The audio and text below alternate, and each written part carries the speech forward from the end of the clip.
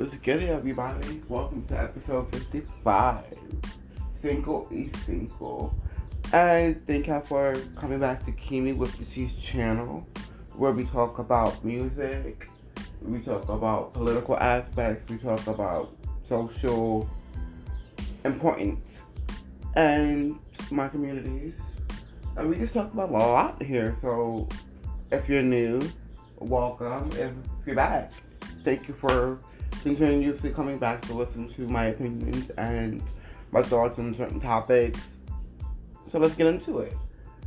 Let's get into Miss Nicki Minaj and her big news, her pregnancy. I know I've been wanting to do this for like over a week since she actually told the world that she's pregnant, and I am just so elated and so happy for her. Like, words cannot even express the amount of happiness I have for her, because I know she's always wanted a kid. Like, since she came in the game, she was like, XYZ, like, once I have my kid, I'm going to retire, or once I have my kid, I'm going to do this in 10 years, I'm going to have my kid. Like, there's been so many bars and flows and words in terms of having a kid, and I'm happy that she did it.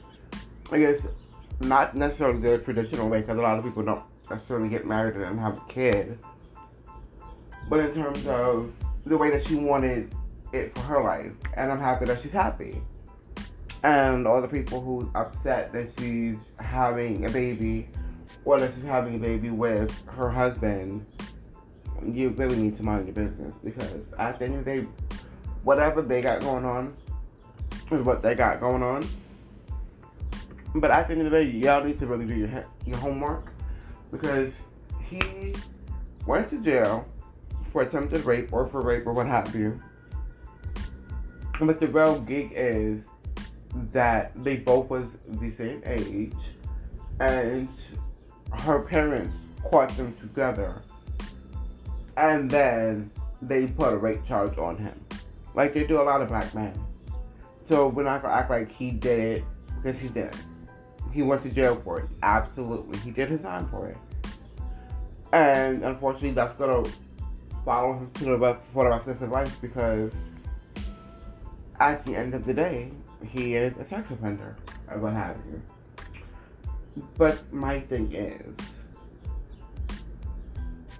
mind your business, because at the end of the day, there's lots of people who have family members who are sex offenders, and they definitely take care of them. They make sure that they're good, whether it's bail money, whether you put money on their bus, whether you went to go see them, or any of these things. But when it becomes Nicki Minaj's issue or problem, or the person that she's dealing with, or her brother or XYZ, it's always something that you'll have against this woman. Like, what they did has nothing to do with her. She wasn't there. She didn't abet it. She did what she needed to do to support her brother,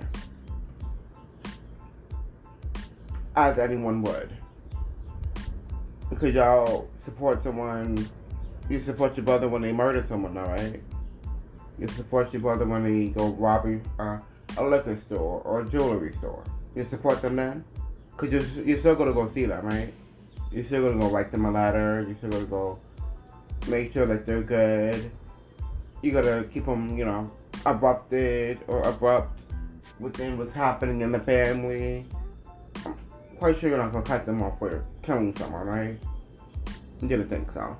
But you want her to cut off her brother because he did this act. That she has, that wasn't her. That was her brother. That's the issue where I find that a lot of people equate celebrity or famous people with acting of others, and that's not fair to them. Because I feel like they're still human. They still bleed. They still cry. They still have emotions, just like we do. And for her husband, at the end of the day, yeah, it might be difficult because he is a sex offender, or has to be registered as a sex offender, for him to do a lot of things. But at the end of the day, if she loves that man, she loves that man. And there's nothing you or I can say anything about. Love will prevail. She knows what she's doing. She's keeping him out of the public now because she realizes how much people want to talk about her relationships. And I'm okay with that. I'm okay with her waiting until she was ready to tell her that she's pregnant. Even though we had an inference, we seen a few clues. But of course, if it doesn't come from the person's mouth, we're not going to really fully know. But I'm happy that she really is pregnant. I'm elated that she's pregnant. She's going to be one of the best moms, I can tell. And then with this new happiness and with this new fulfillment that she has, I feel sorry for you girls. You men, y'all rappers. I just feel sorry for y'all because she's about to chew y'all up and spit y'all completely the fuck out. She's gonna be so hungry when she gives birth. Y'all must not even understand. She's going to be so hungry. She's gonna be so snatched. She's gonna be. It's gonna be over. Y'all gonna be like, oh, this is the old Nikki that we've been wanting, or this is a newer Nikki that we didn't even know that we needed. Because she's gonna be coming with the bar, she's gonna be coming with the metaphor, she's gonna be coming with the storytelling. She's gonna be coming with that happiness, with the rawness that we love to see on a different level. And y'all gonna be mad, but it's okay. Let's get into Miss Chloe and Halle and this GLAAD Award performance. If y'all don't know what the GLAAD Awards is, I'm gonna need for y'all to go Google, go find a friend, dial a friend, because it's a damn shame if you don't know what the GLAAD Award is. But it is a LGBT award show for us. And they performed. And it wasn't a tennis court performance, which I was just shocked. I'm like, oh, okay, we about to get another tennis court performance. This is gonna be so cute to see what they can do next. But they was in a bar. They was just so grown, and it was really everything.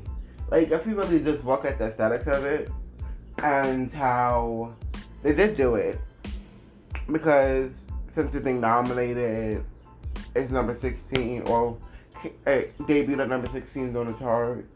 Like, Do It is really that girl and that song. And if you don't know Do It, where have you been? If you don't like Do It, they have full bodies of work that you can go get into their gig. But for this award show, I was just so impressed the way that they paid homage to the Spice Girls. I was so impressed how they each had their moment. Like, you had Chloe opening the part until she met up with Halle, so she had her own runway aspect to get to where Halle was. And that was just so cute. That was just so dope, because I feel like she needed that little moment to herself to really just showcase, ooh, okay, she's sickening. I need to meet her. I want her to win. I want them to win. And then when she met up with Halle, and Halle was just in this nice, beautiful dress, and singing so angelically like they do. It was just wonderful to see. But my thing was, when they had the 3 dancers, and they were part of the LGBT community, they're very important drag, they're very important in the drag community. And it was just so amazing to see them incorporate them into their performance on the GLAAD Awards. Like, a lot of people were just like, okay, here's my dancers, I'm just coming to perform on your award show. But they did their homework. They included people in the community, showing that they're happy to be part of the community. They are allies. They are for the people. And it was just so much excellence on that in this performance. And then when they all started dancing and doing their choreography together, that was everything. And I just couldn't take it. Like, this wasn't my favorite Do It performance. You already know that girl was definitely the BET Awards. But this was definitely a close second. Like, they really killed it. And we gotta stop playing games and act like they're not the standard of this day and age. Performances and vocals. I said it. You can be mad, you can be upset, but it is what it is. Like, they are the standard now. And yes, it's great that they're associated with Beyonce and Beyonce is their mentor. However, they are completely different people. Yes, they have absolute aspects and vocal abilities and their vocal arrangements and their vocal abilities as Beyonce. And they're getting the sassiness somewhat from Beyonce, but they're still putting a twist to it. They're still making it their own. And I love to see it. I love just their harmonies and just how eccentric it is, how different it may sound to you, but how wonderful it just feels coming out. And hearing the roles, the vocals, and hearing Halle take the high, and then Chloe take the low, and then Chloe take the high, and then Halle take the low, because they can do it all. And it's just completely wonderful to really fully see that and embrace that. I can't wait for more performances from them. I can't wait for COVID to be over so we can get a tour for this album. I cannot wait for... I can't wait for them to do something with June's Diary. I'm here for it. I want to see it. I need it to happen. Yes, there will be a lot of people on that stage, but I just need this to happen for the culture. Because June's Diary is motherfucking sickening. And Chloe and Halle is beyond sickening. So them two matching together vocally, just to sing one song, 2 songs, 10 songs, I would be so fucking here for. Yeah, I would not be able to say nothing to no one because those are the next people out. Chloe and Halle's already here. They are arrived. June's Diary is taking a little longer than I expected to fully be in their essence and their presence. But it is okay. That means the longer that it takes to really muster this up, the longer it's gonna last if you're doing their homework. So thank you for listening to episode 55 of King with the channel. And you definitely know, like, I'm about to come out with another one. So be prepared for episode 56 very soon. And laters.